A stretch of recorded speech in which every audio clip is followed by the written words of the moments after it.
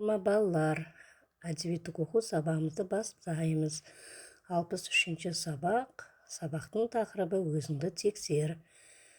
Бұл сабақта тапсырмаларды орындау кезінде білімімді қолданамын. Білімімді қорытындылап бағалаймын. Бірінші тапсырмаға қараймыз. Балалар, бізге сөз жұмбақ берілген. Сөз жұмбақты шеш. Бірінші, ақын Сейфуллиннің аты кім? Екінші, түр тұрпаты өзгеше, қоңқақ, тұмсық, сұр аң. Бұл тарауда оқыған қай аңның сипаты? Үшінші, сатылмайтын нәрсені сатып алған кейіпкер кім? Төртінші, құмдағы құпия мәтіннің кейіпкері кім? Бесінші, есімі таудың атауына айналған кейіпкер кім? Яғни балалар, Сәкен Сейфуллиннің аты, ақын Сейфуллиннің аты Сәкен. Түр тұрпаты өзгеше, қоңқақ, тұмсық, сұр аң. Бұл тарауда оқыған қай аңның сипаты? Құралай. Үшінші, сатылмайтын нәрсені сатып алған кейіпкер шаруа. Құмдағы құпия мәтіннің кейіпкері кім? Темір. Есімі таудың атауына айналған кейіпкер Толағай. Тапсырмаға қараймыз. Сұрақтың орнына қажет сөзді қойып оқы. Сәуір болмай тәуір болмас деп бұрынғылар текке айтпаған.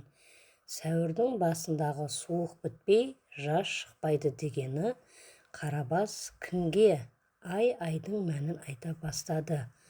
Қарабас кімге? Абайға ай-айдың мәнін айта бастады.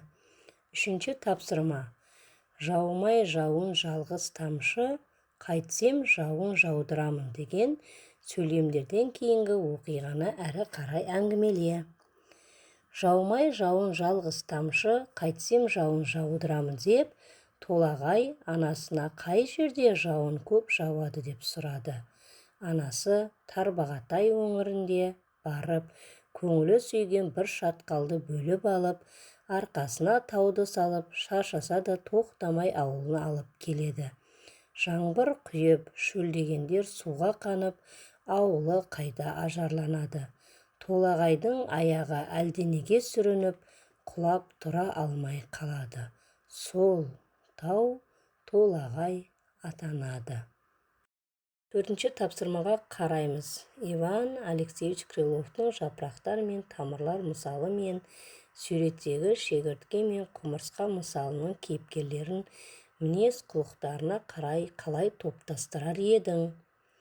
Суретте көріп отқанды шегіртке мен құмырсқа, яғни жапырақтар мен тамырлар мысалы мен шегіртке мен құмырсқа мысалының кейіпкерлерін мінез құлықтарына қарай шегіртке мен жапырақтарды мақтаншақ кейіпкерлер деп топтастырар едім.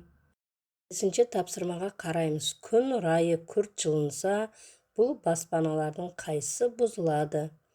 Яғни күн райы күрт жылынса, иглу баспанасы бұзылады. Себебі ол қар мен мұздан жасалған.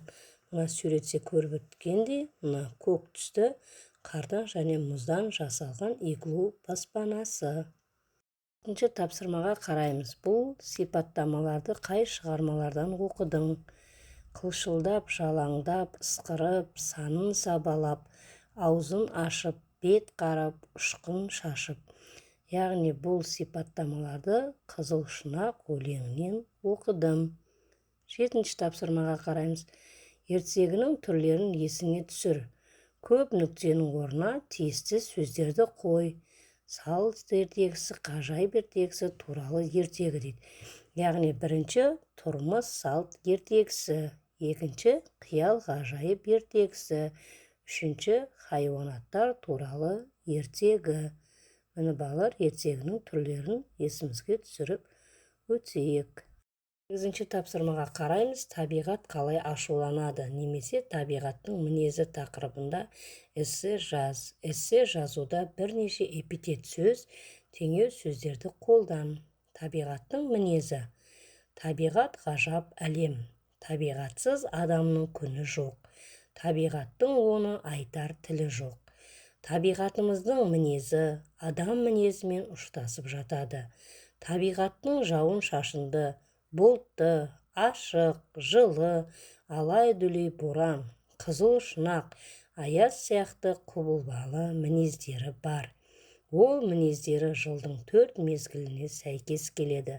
Мысалы, көктемде шуақты жылы болады. Жазда ыстық ашық болса, күзде жауын шашынды, жел тұрып күн суытады.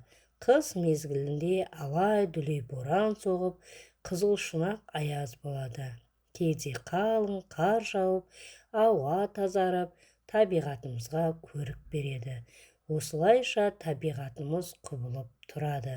Табиғатымыздың мұндай мінезіне адамзат та үйреніп, тіршілік етуге бейімделген. 9-шы тапсырма. Айтыс түрінде жазылған өлеңнің кейіпкерлерін ата. Өлеңнің кейіпкерлері Аяз бен Қыдыр. 10-шы тапсырмаға қараймыз. 4 мезгілдің айтысын ұйымдастырыңдар. Қыс. Ақ ұлпа түссе еріте көрме сақтап қал. Қуанып бала айтады небір тақпақтар. Тазарып ауа тамаша күйді кештірген. Қуаныш сыйлар қыстағы жауған аппақ қар. Көктем. Алайда дүлей ашулы батыр өткендей. Түнеріп аспан жып-жылы нөсер төккендей. Қыс бойы ұйықтап уақыты келді оянар. Тіршілік үшін керемет кез жоқ көктемдей. Жаз. Жаз шіркін қандай арайлап таңды атады. Шомылып суға көбейіп жастар қатары. Ақ таяқ алып айқайлап атам айдаған. Қой менен сиыр өрістен қайтып жатады. Күз. Тоқшылық деген өлшенер әркез күзіммен. Жаздағы еңбек қаз қатар болып тізілген. Қара жер мына көрпесін қалың жамылып, бұтақтан жеміс уақыты жетіп үзілген. Балалар, осымен сабағымыз аяқталды. Назарларыңызға көп рахмет.